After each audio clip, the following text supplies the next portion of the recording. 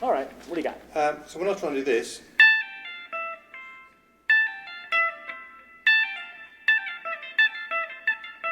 it's well, you can hear that between fingers 2 and 1 is the worst sound. It's like setting up that second string. First one seems all right. Yeah, that's exactly what I was going to say. It's the second The string. second one. So I'm not really sure how should we be setting up our fingers for the pull-ups on the second string.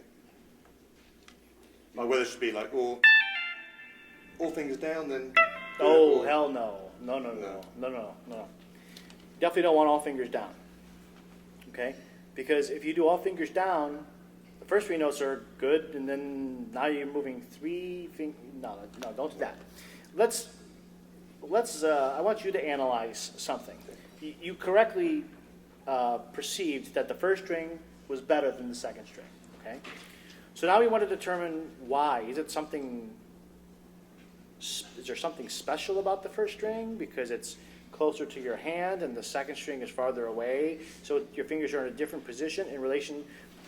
Your fingers are farther away on the second string to your hand as they are from the first string to your hand. So is that the problem? I already know the answer is no. But I want you to go through all the possible permutations. Could it be that? Is that why it's wrong? Not as good? Is it because the string is bigger? Is it tighter? No, because the amount of pressure on the high E string and the amount of pressure on the B string is the same. In fact, the amount of pressure on all the strings are pretty much the same. Okay? So when there's, 14 pounds of pressure here, there's going to be about 14 pounds of pressure here, about 14 pounds of pressure. Just because the string is bigger doesn't make it any harder to play. Okay? So it's little, but it's wound up tighter. Okay? So it must be something else. Yeah. Okay? And that something else is you're already fatiguing. You're already fatiguing, and here you're preparing already. Here you're not as much. So the answer isn't to prepare both. This is not to do, and then it takes too much time anyway. Especially since this guy just played over here. And now put it this way. If you want to prepare, this guy just played on the first string, and now instantly he's got to jump from here to here just as fast as this has to happen. Right? Just as fast as you go from here to here, you're expecting this finger to go from here to here without rolling. That's a massive expectation for that finger.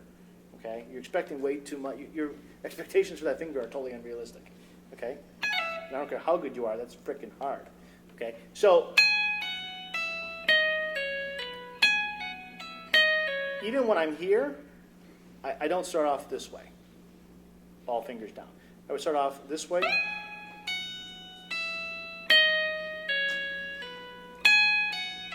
In fact, I don't prepare any of the fingers. Even this finger is not already down. I don't start even off this way. My finger is not yet down, but it's down at the moment. And the moment when this finger comes off, this guy is already down. Let me state that better. It's not already down, it's down essentially simultaneously. Okay? So by the time this finger releases the string, this guy will be down at that same time. Okay? Because when you pick, that's how you play, right? No one does this. I mean, nobody good does this. I mean, beginners do that, right? But you don't do that. You don't pick that way. You put one finger down when you need that finger to be put down. Well, legato does not have to be any different. Okay? This finger's not down yet. It's not sitting there waiting. This one's not waiting. This one's not waiting. This hand does everything the same as playing a regular scale where you pick everything. The only difference is that you're pulling off each note, but don't prepare. This preparation is slowing you down, and you're doing this death grip on the guitar probably because you're thinking, pull off, must play hard, and so that you're getting tense. And when you get tense, that's slowing you down. The tension's slowing you down, and it's stressing you out. like, oh, you know. All right? So don't be stressed mentally or physically here.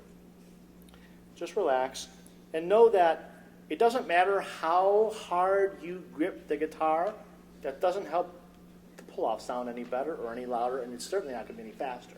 In fact, it's going to be slower, okay? Because you've got to overcome your own power to get off the string now, okay? Pull-offs are loud when the pull-offs are fast, not when they are gripping on the guitar, okay?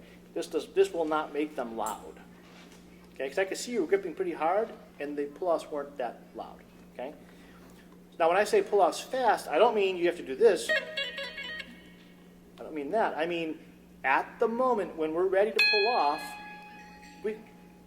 the finger has to move fast, okay? Oops. Okay? When you make the decision to pull off, you've got to, like you snap your fingers, okay? If I said to you, snap your fingers fast, you would do this. But maybe I really meant just snap your fingers fast. Well, in order to get the sound, your finger does move fast, right? It's impossible to get your fingers to make that snapping sound like that. It's slow, right? I can go as hard as I want. I can squeeze the crap out of my finger, but if I go slow, there's no sound coming out. And I'm really hard now. No sound. I can go light. If it's fast, it's going to pop. Same thing with that string, okay? Once you decide to do the pull-off,